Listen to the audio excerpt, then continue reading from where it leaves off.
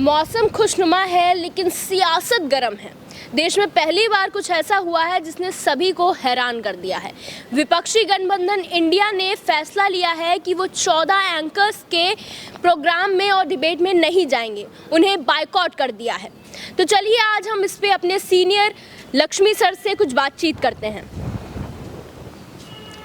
Sir, जैसे कि विपक्षी गठबंधन ने आदेश दिया है कि वो 14 एंकर्स को उन्होंने बायकॉट किया है, वो उनके किसी भी प्रोग्राम, किसी भी डिबेट में नहीं जाएंगे और काफ़ी बड़े पत्रकार हैं, वो सब काफ़ी बड़े एंकर्स हैं। सोनल, आपने बिल्कुल सही सवाल किया और देखिए भारत के इतिहास में इसको मैं एक तरह से काला धब्बा की तरह मानता हूँ कि पहली बार इस तरह से हो रहा है कि 14 एंकर्स जो कि देश के जाने माने पत्रकार हैं, लेकिन आखिर ऐसा समय आ ही गया कि विपक्ष जो है इन पत्रकारों को बायकॉट कर रही। सोचिए, जबकि पत्रकारों को, पत्रकारिता को, मीडिया को लोकतंत्र का चौथा स्तंभ कहा जाता है। मतलब सोचिए कि एक डेमोक्रेसी में सबसे अगर महत्वपूर्ण अंग है तो मीडिया है, जिसको स्वतंत्र और स्वच्छंद होके मतलब आराम से बिना किसी पक्ष में जाए हुए चीज़ें रखनी चाहिए। लेकिन इनका बायकॉट क्यों किया गया है? विपक्ष कह रही है कि ये जो है गोदी मीडिया है, ये जो है एक तरफा बात कर रहे हैं। तो आपको सर क्या लगता है कि क्या ऐसा कुछ है? देखिए, बात ये है ना कि कई बार आप एनालिसिस देखेंगे, कई बार इनके वीडियोस को देखेंगे तो उसमें कई बार देखिए बारिश भी होती जा रही है, थोड़ा और इधर आ जाते हैं हम लोग और बात करते हैं ये बहुत गंभीर मसला है और इस पे काफ़ी गंभीर बातचीत की ज़रूरत है। देखिए, बिल्कुल ये सही है कि कई बार आप डिबेट में देखें तो आप जब पत्रकार एक्सट्रीम होने लगेगा, किसी एक पक्ष की तरफ से वो बयानबाजी करने लगेगा तो फिर वो प्रवक्ता बन जाएगा, तो फिर पार्टी के प्रवक्ता क्या करेंगे? तो ये चीज़ें सही नहीं है भाई। ठीक है, सत्ता में कोई पार्टी है तो उसकी चीज़ें वो रहती हैं, लेकिन आप पत्रकार हैं, आपको अपनी चीज़ें, अपनी लक्ष्मण रेखा, विचार नहीं बता सकते हैं, आपको अपनी लक्ष्मण रेखा तय करनी पड़ेगी कि हम कहाँ तक जा सकते हैं।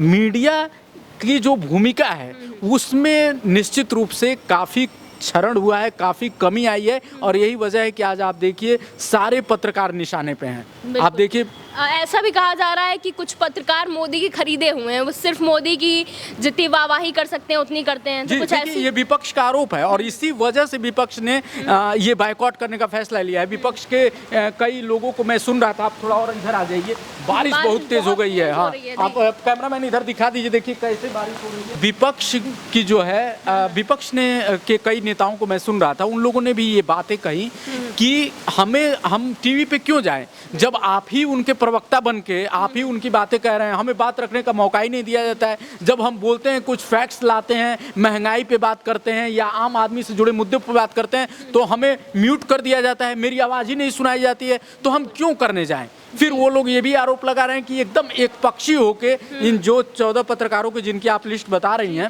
उनका लिस्ट हम लोग दे भी देंगे इस वीडियो में भी, नीचे आप नाम पूरा देख लीजिएगा। तो इन पत्रकारों को वो लोग ये कहते हैं कि ये तो पूरी तरह से एक मतलब पार्टी प्रवक्ता होकर अपनी बात रखते हैं और ऐसे बोलते हैं जैसे ये लग रहा है कि बीजेपी के लिए काम कर रहे हैं, केंद्र सरकार के लिए काम कर रहे हैं। तो फिर हम इनके उसमें क्यों जाएं, पैनल में क्यों जाएं? और यही वजह है कि विपक्ष ये कह के बायकॉट कर रहा है। लेकिन अगर आपने जो सवाल किया कि क्या ये सही है, जो ये आपका सवाल है, तो वो मैं मानता हूँ कि देखिए सिर्फ बायकॉट करने से चीज़ें नहीं बदलने वाली हैं, बल्कि होना ये चाहिए कि उनको और पुरजोर तरीके से अपनी बातें रखनी चाहिए। क्योंकि वो कहते हैं ना कि आप जब तक उस सिस्टम का हिस्सा नहीं बनेंगे, मान लीजिए आप बायकॉट कर दिया, आप उनके चैनल पे ही नहीं जा रहे हैं, तो जनता आप क्या चाहते हैं, जनता कैसे सुन पाएगी? जी, जैसे कि भारत 24 की पत्रकार रूबिका का कहना है कि वो हमारे सवालों से डर रहे हैं इसलिए हमें बायकॉट कर रहे हैं, तो इस बात में कितनी सच्चाई लगती है आपको? देखिए, डर कौन रहा है और कौन वो है, ये सब आप भी समझती हैं कि डरने वाली कोई बात ही नहीं है। कल को वो भी सरकार में, ये तो डेमोक्रेसी है ना, कभी बीजेपी रहेगी, कभी कांग्रेस आएगी, ऐसा तो है नहीं कि किसी एक पार्टी के लिए पूरा हमेशा के लिए चीजें हो गई हैं। लेकिन ऐसा नहीं है कि कौन किससे डरने की बात ही नहीं है। क्या एक पत्रकार किसी को डराने के लिए बैठा है? क्या रूबिका लियाकत ये सोच रहे हैं कि वो डराने के लिए बैठे हैं? ऐसा तो है नहीं। वो तो अपना सवाल रखती हैं और सवाल रखने पे चाहे वो अपोजिशन है या सत्ता पक्ष हो, उसको अपना जवाब रखना है।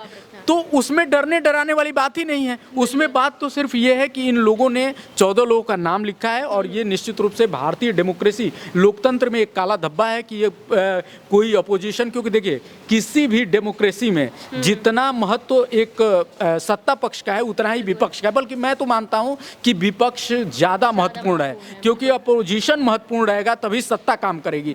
तो अगर अपोजिशन को मजबूर होकर पत्रकारों का नाम लेना पड़ रहा है, पूरी लिस्ट निकालनी पड़ रही है, तो ये सोचने वाला विषय है। और सोचना सिर्फ अपोजिशन को ही नहीं है और सत्ता को ही नहीं है, पत्रकारों को भी है। उनको भी अपने गिरबान में झांकना होगा कि आखिर आज से 5 साल पहले ये माहौल क्यों नहीं था, आखिर उस समय लोग क्यों नहीं इस तरह की चीजें कहते थे, क्यों नहीं गोदी मीडिया जैसे शब्द तो थे नहीं, तो आखिर क्यों आए, क्यों हम भाई किसी की दलाली करें, क्यों हम इतना लौट जाएं कि लोग हमारा मीडिया का जैसे कि काम होता है कि सच्चाई दिखाना, सच हमें सिर्फ इंफॉर्मेशन देना है, हमारा अपना कोई विचार नहीं है। जो भी बातें हैं, चाहे वो विपक्ष की बात हो, पक्ष की बात हो, हमें सिर्फ अपनी बात रखनी है। और इसी वजह से ये जो बायकॉट इनका है, इसको मैं एक काले धब्बे के रूप में देख रहा हूं, क्योंकि मीडिया अगर इस स्तर पे चली गई है तो उनको सोचना होगा और फिर जो है अपने आप को उस जगह पे पहुंचाना होगा कि जो कहा जाता है कि लोकतंत्र के चौथे स्तंभ हैं, तो उस स्तंभ को मजबूती से आप बरकरार रखें। बस इतना ही मेरा कहना है। बिल्कुल सही बात है।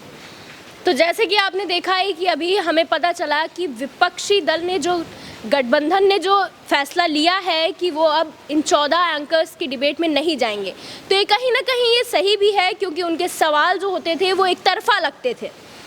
तो अब देखते हैं कि आगे क्या होता है। तब तक के लिए देखते रहिए लाइव यूपी न्यूज़ 24।